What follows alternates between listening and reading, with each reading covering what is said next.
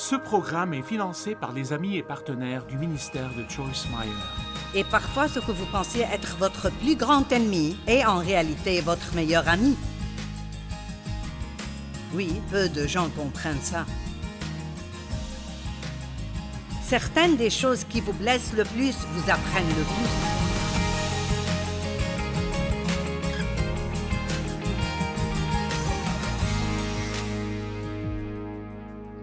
Ce matin, je veux parler d'avoir une attitude humble. Allez-y et dites « aïe » maintenant. L'humilité. Je pense que beaucoup de gens ont une idée erronée de l'humilité. Ils pensent que ça signifie de laisser les gens vous piétiner, et ce n'est pas ça. Et, mon Dieu, l'humilité de toutes les vertus est la plus difficile à acquérir et à maintenir, parce que nous voulons tous être les premiers, nous voulons tous être importants. Et nous pouvons être toutes ces choses, mais ça doit être en Christ, pas en nous-mêmes. Et j'aime dire que nous sommes tout et rien, tout en Christ, rien en nous-mêmes. Tout en Christ, rien en nous-mêmes. Je déteste ça. Je me suis fait moi-même. Eh bien, si c'est le cas, vous ne tiendrez pas longtemps et vous ne serez pas heureux. Et je ne mérite pas dans la chair de faire ce que je fais. Je n'ai pas la bonne éducation ni la bonne personnalité. Ma voix est un peu unique mais me voici. Et Dieu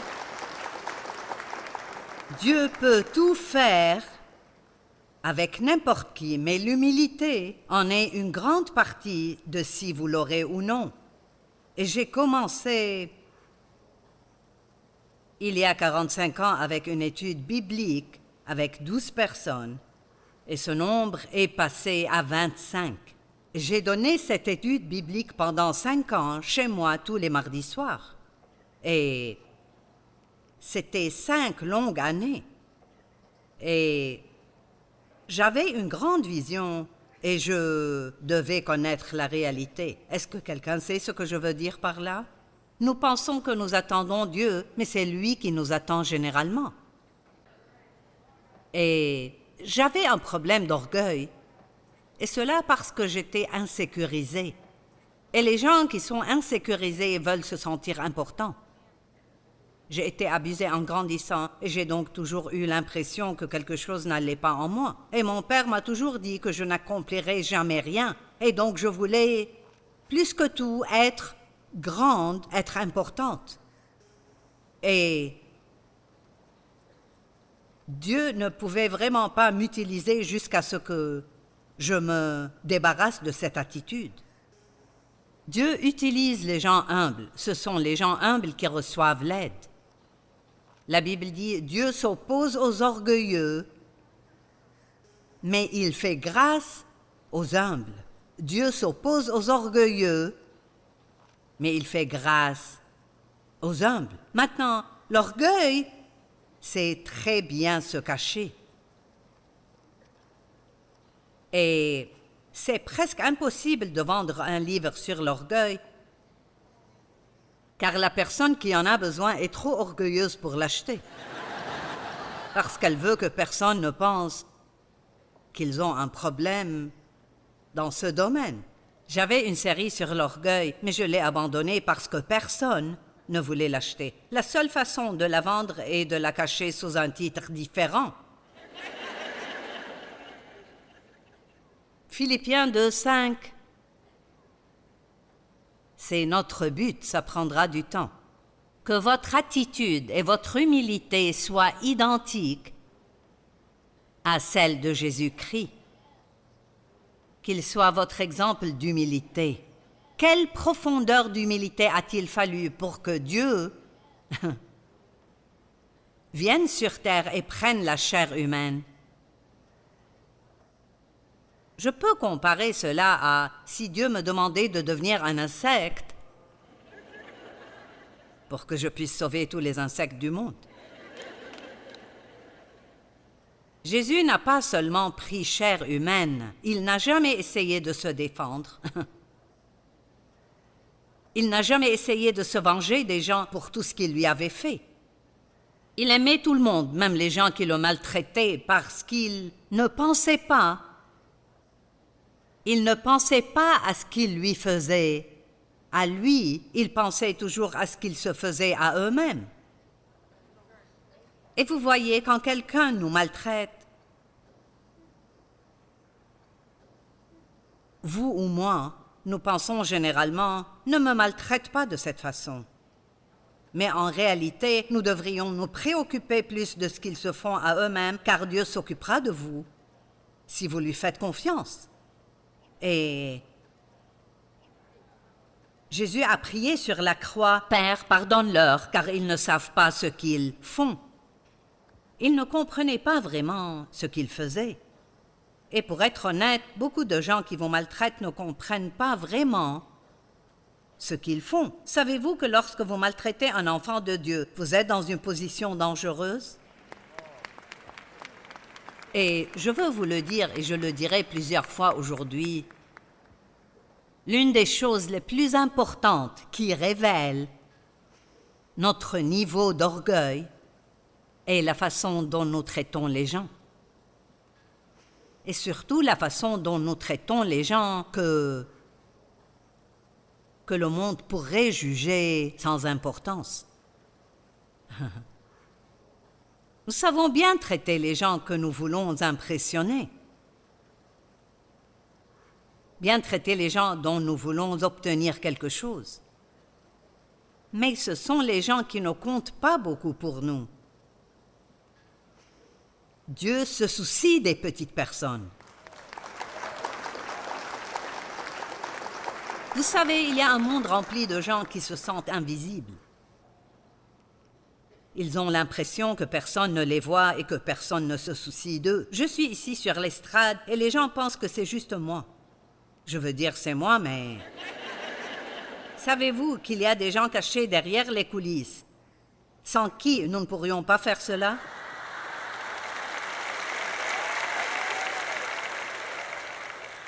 Nous avons un département de conférences qui travaille dur des mois à l'avance. Nous avons déjà réservé toutes les salles pour l'année prochaine. Cela demande beaucoup de travail pour faire cela et nous avons des gens qui font tout cela. Il y a une pièce au fond pleine d'hommes très talentueux qui filment ça pour la télé. Et donc, ce que nous faisons ici aujourd'hui peut être diffusé dans le monde entier dans plus de 100 langues. Ils sont importants. Savez-vous qui d'autre est important? Ceux qui m'aident. Je ne peux pas faire cela sans l'aide de personne. Cette pièce ne ressemblerait pas à ça quand ils arrivent. Vous devriez voir à quoi ressemblait cet endroit quand nous arrivions. Il n'y a pas de lumière, il n'y a pas de chaises. Quelqu'un doit installer chacune de ces chaises. Et je ne pense pas que les gens... Je ne pense vraiment pas, et c'est juste un manque de connaissance, je ne pense pas que les gens apprécient vraiment ce qu'on leur propose lorsque nous vous invitons à venir ici gratuitement. Qui ferait cela gratuitement?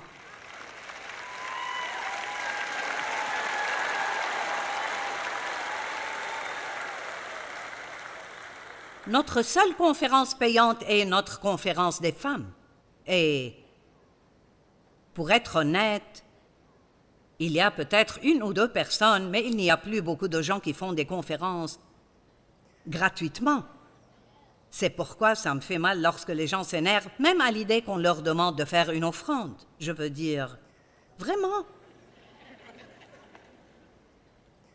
Mais vous savez, j'ai le mérite.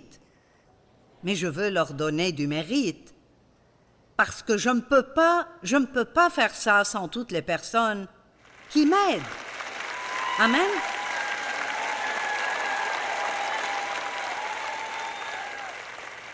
Qu'est-ce que l'humilité? Premièrement, c'est le contraire de l'orgueil.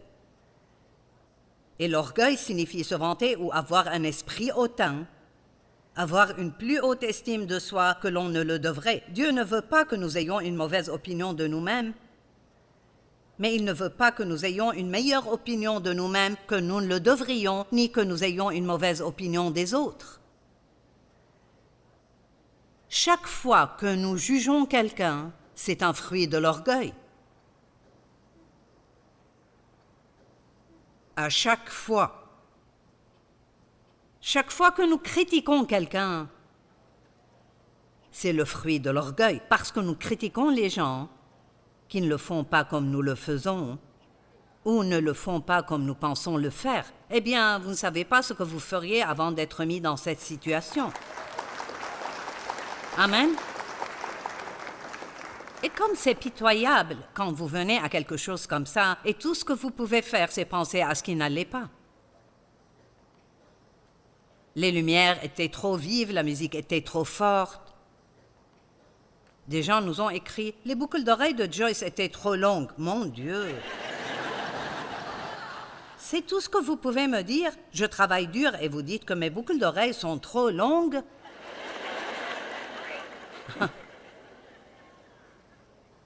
Eh bien,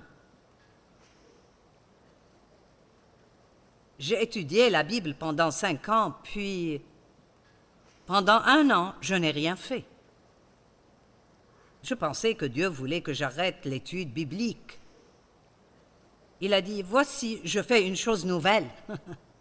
Je n'ai pas eu ce à quoi je m'attendais. Je pensais, maintenant je suis prête pour le monde. Je n'ai rien fait pendant 1 an, mais Dieu a fait quelque chose en moi qui devait être fait et qui devait être accompli avant que je ne puisse passer au niveau suivant. Et Dieu nous promeut d'un niveau à l'autre, tout comme à l'école. Maternelle niveau 1, 2, 3, et il faut toujours passer des tests. Et Dieu vous testera à chaque niveau avant de vous laisser passer au niveau suivant. Et si vous ne passez pas le test à ce niveau, vous resterez là jusqu'à ce que Jésus vienne vous chercher. Certains seront encore dans le bac à sable quand nous arriverons au paradis.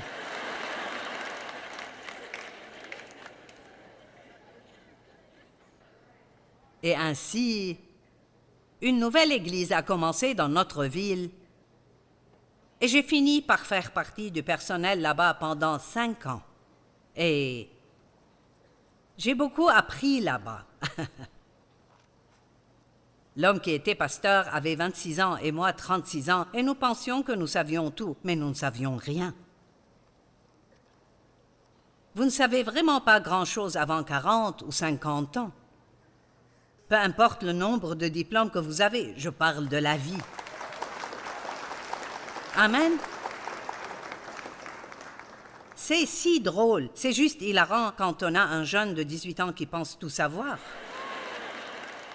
N'aimez-vous pas quand ils n'écoutent pas ce que vous dites parce qu'ils savent? Ils comprennent tout et ils savent beaucoup plus que vous. Tout ce que vous pouvez faire, c'est dire « Attends et tu verras ». Amen, parce que nous étions pareils. Et l'une des choses que Dieu doit faire pour nous si nous voulons exercer l'autorité, c'est nous apprendre à être sous l'autorité et à avoir une bonne attitude à ce sujet. Ainsi, chaque fois que vous êtes sous l'autorité, on vous demandera de faire certaines choses avec lesquelles vous n'êtes pas d'accord ou que vous ne voulez pas faire. Et Dieu veut que nous apprenions à les faire sans nous plaindre, sans commérage. Oui. Et j'ai finalement réussi à ne pas faire de commérage à l'église, mais ensuite je rentrais chez moi et je disais tout à mon mari. Et Dieu a dit, non, ce n'est pas à qui tu parles, ce sont les mots que tu émets dans l'atmosphère. Je ne veux pas entendre ça. Je veux que tu fermes la bouche et que tu fasses ce qu'on te demande de faire. Mon Dieu, c'était dur. Et il y avait tellement de choses que j'avais dans mon cœur et que je voulais faire. Et je demandais à mon pasteur, puis-je écrire un livre? Et il disait non. Et c'était probablement 5 des années les plus merveilleuses et les plus horribles que j'ai jamais vécues. Vous savez que vous pouvez avoir quelque chose qui est à la fois merveilleux et horrible, et parfois ce que vous pensez être votre plus grand ennemi est en réalité votre meilleur ami. Oui, peu de gens comprennent ça. Certaines des choses qui vous blessent le plus vous apprennent le plus.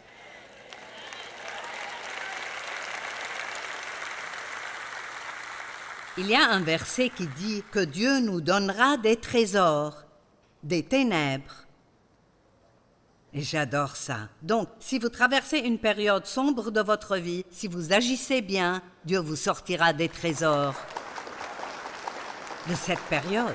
Et si vous traversez quelque chose de difficile, vous en apprendrez sûrement beaucoup de choses. Et si vous voulez que Dieu vous utilise, attachez votre ceinture de sécurité. Oh, nous prions de telles prières spirituelles, Dieu. Je me soumets à toi, fais de moi ce que tu veux. Oh, mon Dieu, ce sera une aventure. Allez. J'aurais aimé avoir un ministère comme celui de Joyce. Je ne suis pas arrivée juste en souhaitant.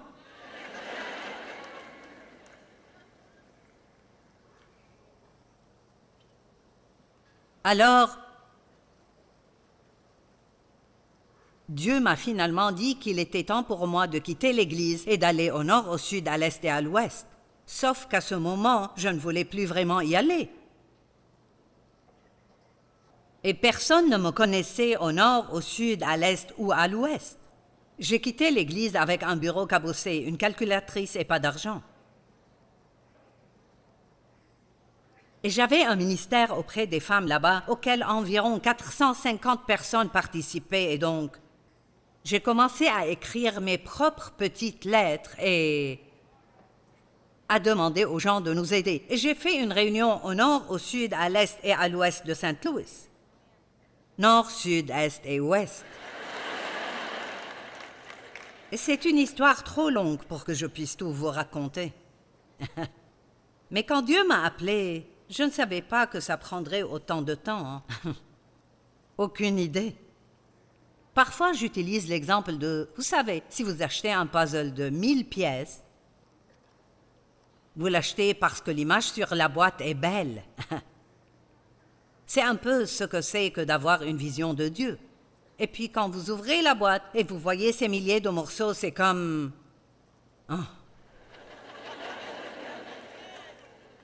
Et la plupart des images de puzzle sont en grande partie le ciel bleu et l'herbe verte. Et puis il y aura peut-être une petite maison ici.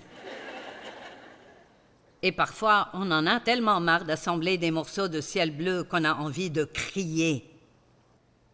Maintenant, si vous êtes dans l'esprit avec moi, vous savez de quoi je parle. Et certains d'entre vous ont un appel pour leur vie et ils en ont tellement marre du ciel bleu.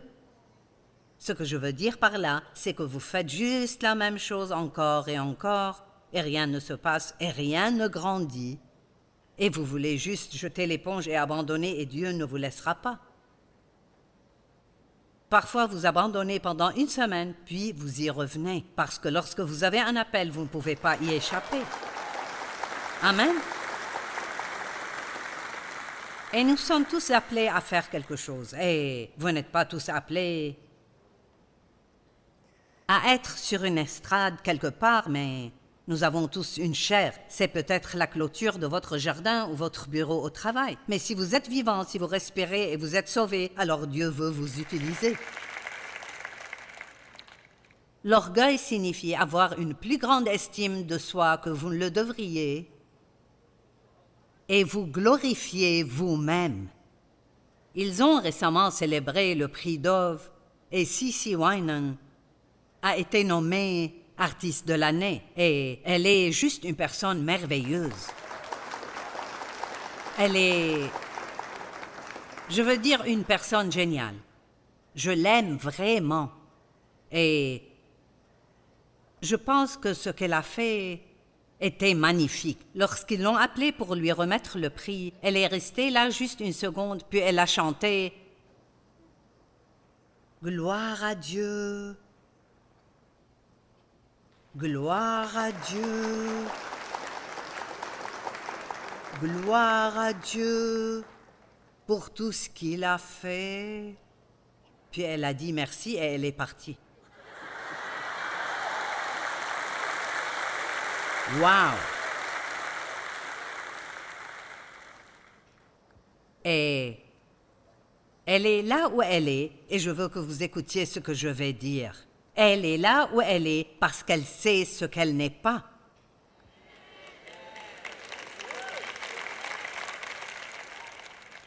Et je pourrais dire la même chose de moi-même. Je sais ce que je ne suis pas. Et je sais que si Dieu ne m'aidait pas, je me ridiculiserais à chaque fois que je monte ici. Et ne pensez pas que je me tiens ici sans étudier et sans prier parce que j'ai besoin de Dieu. Il y a quelque chose sur l'Internet que vous pouvez imprimer. Ça s'appelle les 50 fruits de l'orgueil. Au cas où vous voudriez savoir si vous êtes orgueilleux ou humble. Et c'est par un homme nommé Brent Detwiller. Je veux lui donner du crédit parce que je n'ai pas écrit ça, mais c'est juste très beau. Je vais juste en lire quelques-uns.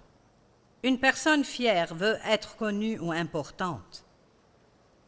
Eh bien, quand je travaillais à l'église, je regarde en arrière et je suis gênée. Mais il y avait environ 5 personnes qui avaient leur propre place de parking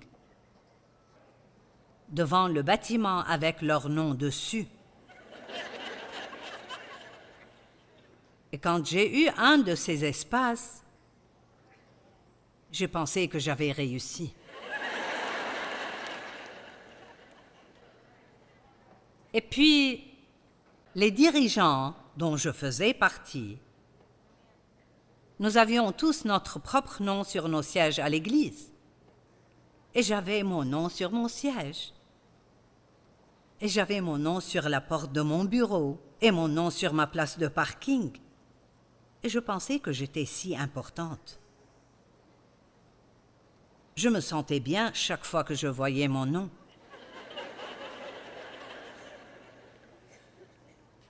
Quand je voyais mon nom dans le bulletin, directrice des ministères des femmes.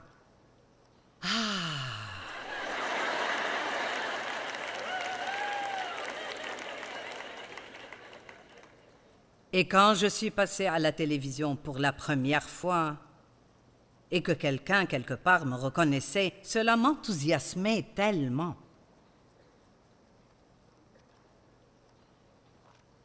Et je peux être honnête et vous dire que maintenant, quand cela arrive, je suis heureuse pour les gens parce qu'ils peuvent me rencontrer, mais en vérité, ça ne me fait rien ressentir. Ce n'est pas du genre « Oh, mon Dieu, quelqu'un m'a reconnu ». Et ce que j'essaie de vous faire comprendre, c'est que vous traverserez des choses comme ça, mais je me rends compte maintenant que toutes ces choses que je pensais être si importantes quand je travaillais dans cette église, c'était sans importance. Je me souviens que nous avions interviewé quelqu'un pour un emploi et l'une des choses qu'il nous avait demandé, assez franchement, était « Quel sera mon titre ?» Et j'ai pensé « Ça ne sera rien parce que je ne vais pas t'embaucher. »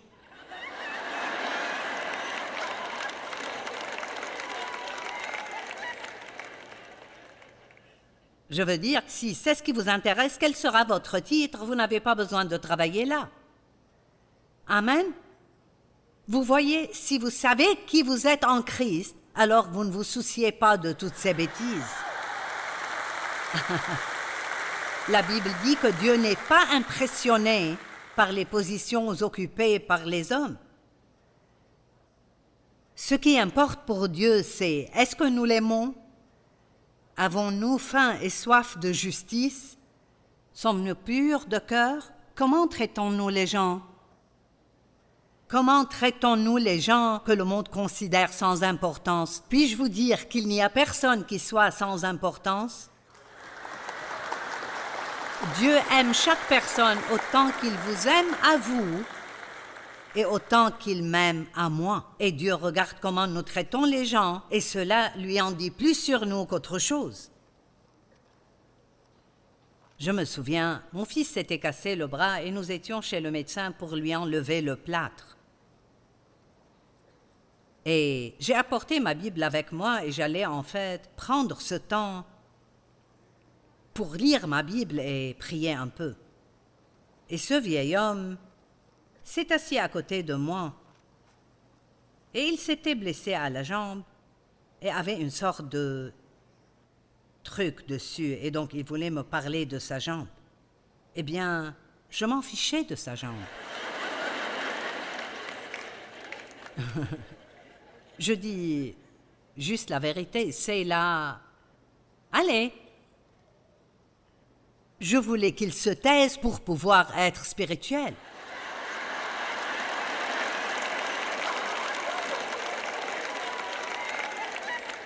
Et j'ai même prié pour que Dieu le fasse taire.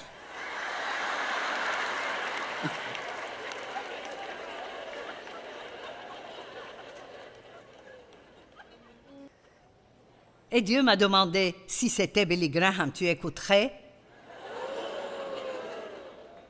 Oh. Dieu sait comment viser là où ça fait mal.